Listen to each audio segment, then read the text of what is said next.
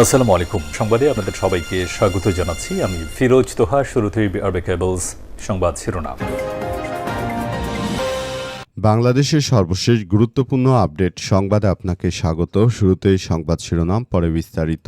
প্রথমেই জানাবো, মিয়ানমার সীমান্তে ১০৯ কিলোমিটার কাঁটাতারে বেড়া নির্মাণের পরিকল্পনা সরকারের। মিয়ানমার সীমান্তে নিরাপত্তা জোরদারে ১০৯ কিলোমিটার কাঁটাতারে বেড়া নির্মাণের পরিকল্পনা হাতে নিয়েছে সরকার। তবে এখনও চূড়ান্ত সিদ্ধান্ত হয়নি বলে জানিয়েছে স্বরাষ্ট্রমন্ত্রী সালাউদ্দিন আহমেদ। আজ ৩টার দিকে রাজধানীর পিলখানায় বিজিবি সদর দপ্তর পরিদর্শন শেষে সাংবাদিকদের প্রশ্নের জবাবে তিনি এমন কথা বলেছেন।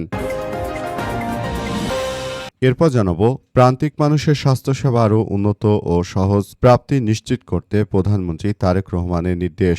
বাংলাদেশে যারা প্রান্তিক নাগরিক রয়েছেন, প্রান্তিক মানুষের স্বাস্থ্যসেবা আরও উন্নত ও সহজ প্রাপ্তি নিশ্চিত করতে প্রয়োজনীয় ব্যবস্থা গ্রহণের প্রতি নির্দেশনা দিয়েছেন বাংলাদেশের প্রধানমন্ত্রী তারেক রহমান। একই সঙ্গে তিনি চিকিৎসকরা যেন রোগীদের চিকিৎসা সেবা দেওয়ার ক্ষেত্রে আরও আন্তরিক হন সে বিষয়ে তিনি প্রয়োজনীয় পরামর্শ দিয়েছেন।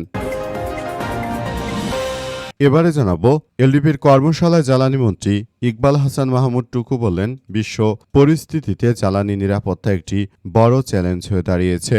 বিদ্যুৎ, জ্বালানি ও খনিজ সম্পদ মন্ত্রী ইকবাল হাসান মাহমুদ টুকু জানিয়েছেন যে বর্তমান বিশ্ব পরিস্থিতিতে জ্বালানি নিরাপত্তা একটি বড় ধরনের ইস্যু হয়ে দাঁড়িয়েছে। কারণে জীবাশ্ম জ্বালানির উপর নির্ভরতা কমিয়ে নবায়নযোগ্য জ্বালানির দিকে এগিয়ে যেতে হবে বলে মন্তব্য করেছেন তিনি।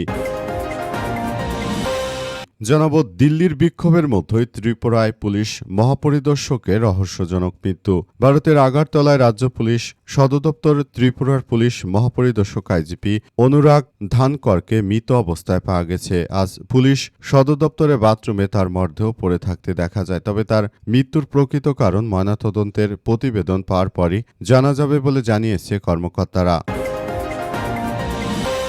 এবং সর্বশেষ জানাবো, ভারতে ককরোচ জনতা পার্টির বিক্ষোভের হামলায় আহত ৫০, আটক ৭০। ককরোচ জনতা পার্টি বা সিজেপির বিক্ষোভ চলাকালে বিভিন্ন স্থানে নিরাপত্তা বাহিনীর সঙ্গে সংঘর্ষের ঘটনা ঘটেছে। সময় ৭০ জনের বেশি বিক্ষোভকারীকে গ্রেপ্তার করা হয়েছে। বিক্ষোভকারীরা সংঘর্ষে তাদের ৫০ জন পুলিশ সদস্য আহত হয়েছে। আজ নিজস্ব সূত্রের বরাতে ভারতের সংবাদ মাধ্যম ইন্ডিয়া টুডে তথ্য নিশ্চিত করেছে। আমাদের প্রিয় দর্শক, এতক্ষণ শুনছিলেন সংবাদ শিরোনাম, এবারে বিস্তারিত।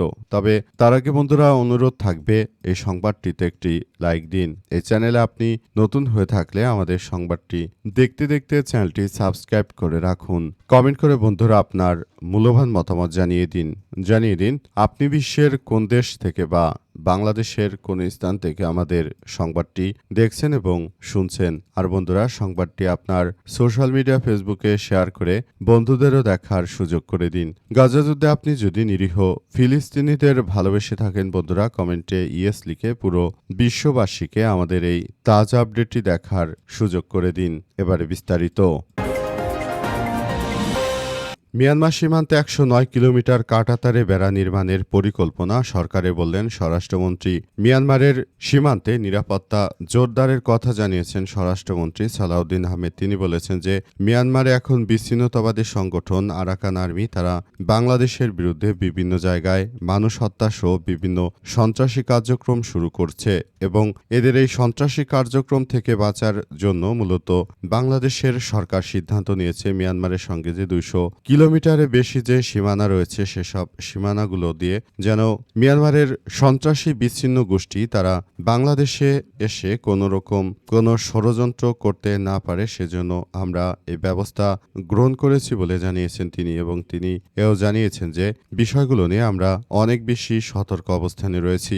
অবস্থায় আসলে আমরা মনে করি যে মিয়ানমারে বিচ্ছিন্নতাবাদী সশস্ত্র সন্ত্রাসীরা তারা ভারতের মদতপুষ্ট হয়ে বাংলাদেশের বিরুদ্ধে বড় কোনো ধরনের ক্ষতি করতে পারে। তাই আগে থাকতে আমরা বিষয়গুলো নিয়ে খুবই সতর্ক অবস্থানে রয়েছি। আমরা এই মুহূর্তে মনে করি যে মিয়ানমারের যে সন্ত্রাসী গোষ্ঠী রয়েছে তারা যেন ভবিষ্যতে বাংলাদেশের বিরুদ্ধে কোনো বড় ধরনের সন্ত্রাসী কার্যক্রম চালাতে না পারে, সেজন্য এ ব্যবস্থা গ্রহণ করা হচ্ছে বলে জানিয়েছেন স্বরাষ্ট্রমন্ত্রী সালাউদ্দিন আহমেদ। তিনি আজ সাংবাদিকদের সঙ্গে আলাপকালে এমন কথা বলেছেন এবং তিনি এও জানিয়েছেন যে দেশটাকে সুন্দরভাবে পরিচালনা করতে হলে কোনো বিচ্ছিন্ন বিচ্ছিন্নতাবাদী সন্ত্রাসী গোষ্ঠীকে ছাড় দেওয়া হবে না, তাদেরকে যথাযথ উপযুক্তভাবে শাস্তির আওতায় নিয়ে আসতে হবে। মিয়ানমারের এই সন্ত্রাসীরা ইদানিং অনেক বেড়ে গেছে। তারা বিশেষ করে বাংলাদেশিদেরকে পেলেই তারপর নানাভাবে তারা হ্যারাসমেন্ট করার চেষ্টা করছে এই সন্ত্রাসীরা। তবে যদি মিয়ানমারের যিনি জান্তা প্রধান সরকার রয়েছেন, ওই সরকার যদি শক্তিশালী হয়ে যায় তাহলে হয়তো এই ধরনের ঘটনাগুলো আর মিয়ানমারে ঘটবে না বলে এমন কথাই উল্লেখ করা হয়েছে। দেশের প্রান্তিক মানুষের স্বাস্থ্যসেবা আরও উন্নতি ও প্রাপ্তি নিশ্চিত করতে প্রধানমন্ত্রী তারেক রহমানের নির্দেশ। আজ সচিবালয়ে প্রধানমন্ত্রী তারেক রহমান তিনি কর্মকর্তাদের সঙ্গে বৈঠক করেছেন। সেখানে তিনি বলেছেন যে যারা গ্রামে থাকে, যেসব প্রান্তিক মানুষ রয়েছে, তাদের স্বাস্থ্যসেবা আরও উন্নত করার জন্য নির্দেশনা দিয়েছেন প্রধানমন্ত্রী তারেক রহমান। মূলত তারেক রহমান ক্ষমতা আসার পর থেকেই তিনি নিজের ইচ্ছায় বাংলাদেশটিকে এক অনন্য উচ্চতায় নিয়ে যাওয়ার জন্য সর্বাত্মকভাবে কার্যক্রম চালিয়ে যাচ্ছেন। দেশের মানুষের কথা বিবেচনা করে তারেক রহমান তিনি সবকিছু সুন্দরভাবে গড়ে তোলার যে চেষ্টা চালিয়ে যাচ্ছেন সেটা অবশ্যই প্রশংসা দাবিদার রাখে। এবার তিনি মাঠ পর্যায়ে যারা গ্রাম্য পর্যায়ে চিকিৎসা সেবা নিশ্চিত করেন তাদেরকে প্রধানমন্ত্রী তারেক রহমান নির্দেশনা দিয়েছেন যাতে করে গ্রামের মানুষকে উন্নত মানের চিকিৎসা দেওয়া হয়, তারা যেন কোনোভাবেই চিকিৎসা ও শিক্ষা থেকে কোনোভাবে বঞ্চিত না হয়। এর আগে শিক্ষামন্ত্রী তিনি মূলত ঘোষণা দিয়ে জানিয়েছিলেন যে আমরা বলতে চাই বাংলাদেশটাকে সুন্দরভাবে গড়ে তুলতে হলে যারা সরপর্যায়ের শিক্ষক রয়েছেন তাদেরকে অবশ্যই গ্রামে যেতে হবে এবং গ্রামে গিয়ে তারপর পুরো পরিস্থিতি সুন্দরভাবে গড়ে তুলতে হবে। আমরা মনে করি এই মুহূর্তে অত্যন্ত ভালো একটি বিষয় যে যারা শহরে এসেছেন তারা গ্রামে যেতে চায়নি স্বৈরাচারের সময়, কিন্তু বর্তমান আমাদের সরকার এই ব্যবস্থা আসলে গ্রহণ করার জন্য বলা হচ্ছে। এনডিপির কর্মশালায় জ্বালানি মন্ত্রী বললেন যে বিশ্ব পরিস্থিতিতে জ্বালানি নিরাপত্তা একটি বড় চ্যালেঞ্জ হয়ে দাঁড়িয়েছে।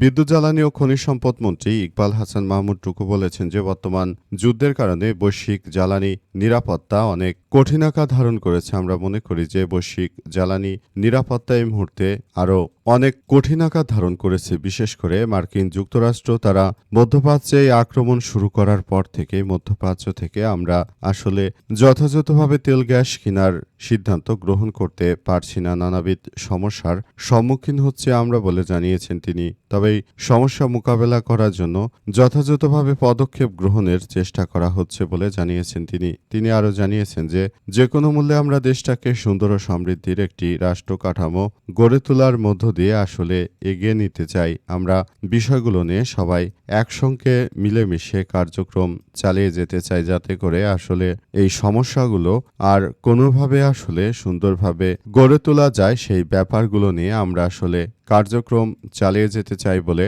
জানিয়েছেন তিনি বিষয়গুলো খুব সুন্দরভাবে গড়ে তোলার মধ্য দিয়ে সবাইকে এগিয়ে যাওয়ার প্রতি উদাত্ত আহ্বান জানিয়েছেন এবং তিনি বলেছেন যে আগামীতে জ্বালানি নিরাপত্তার জন্য সরকারের পক্ষ থেকে আমাদেরকে আরও প্রতিশ্রুতি দেওয়া হয়েছে। এ পর্যন্ত জ্বালানির জন্য $2 বিলিয়ন বেশি খরচ করা হয়েছে। আর হুতি বিদ্রোহীরা তারা বর্তমানে সৌদি আরবের উপর সম্পূর্ণরূপে নৌ অবরোধ ঘোষণা দেওয়ার পর এবার যদি সৌদি আরব থেকে যথাযথভাবে বাংলাদেশ তেল কিনতে না পারে তাহলে বাংলাদেশ কিন্তু আবারও বিপর্যয়ে পড়তে পারে। দিল্লির বিক্ষোভের মধ্যে ভারতের ত্রিপুরায় পুলিশ মহাপরিদর্শকের রহস্যজনক মৃত্যু। আগরতলা রাজ্য পুলিশ সদর দপ্তরে ত্রিপুরায় পুলিশ মহাপরিদর্শক বা ডিজিপি অনুরাগ ধানকরকে মৃত অবস্থায় পাওয়া গেছে। আজ পুলিশ সদর দপ্তরে বাথরুমে তার মরদেহ পাওয়া গেছে। তবে তার মৃত্যুর প্রকৃত কারণ ময়নাতদন্তের প্রতিবেদন পাওয়ার পরই জানা যাবে বলে নিশ্চিত হওয়া গেছে। এই ধরনের ঘটনা ঘটার কারণে আসলে নতুন করে এক ভয়াবহ বিপর্যয়কর পরিস্থিতির সৃষ্টি হয়েছে। অনেকেই বলা বলি করছেন যে আসলে এই ধরনের ঘটনা সবার জন্য খুবই এক ভয়াবহ কার্যক্রম আসলে শুরু হয়েছে অবস্থায় আসলে তারা শেষ পর্যন্ত কি করতে চলেছে সেটি এখন পর্যন্ত বোঝা যাচ্ছে না। পুরো পরিস্থিতি আসলে থমথমে অবস্থা বিরাজ করছে। শেষ পর্যন্ত এই পরিস্থিতি আসলে কোন দিকে যায় সেটি নিয়ে সবাই অনেক কিছু আসলে বলাবলি করতে শুরু করেছে। তারা জানিয়েছে যে তার মতো একজন গুরুত্বপূর্ণ দায়িত্বশীল পুলিশ অফিসারের মৃত্যু কোনো ছোটখাটো বিষয় নয়, এর সঙ্গে কোনো চক্রান্ত জড়িত থাকতে পারে। তাই ইতিমধ্যে বিষয়গুলো নিয়ে যেন যথাযথভাবে তদন্ত করা হয় সেসব বিষয়ে অনেকেই আর্জি জানিয়েছে। তারা আরও আর্জি জানিয়েছে যে কোনো মূল্যে এই ধরনের হত্যাকাণ্ডের ঘটনাগুলোর প্রকৃত কারণ খুঁজে বের করতে পুলিশ সদস্যরা ইতিমধ্যেই কাজ শুরু করে দিয়েছে। তারা আসলে যে কোনো মূল্যেই হত্যার রহস্য, হত্যাকাণ্ডের ঘটনাগুলো করতে বলা হচ্ছে।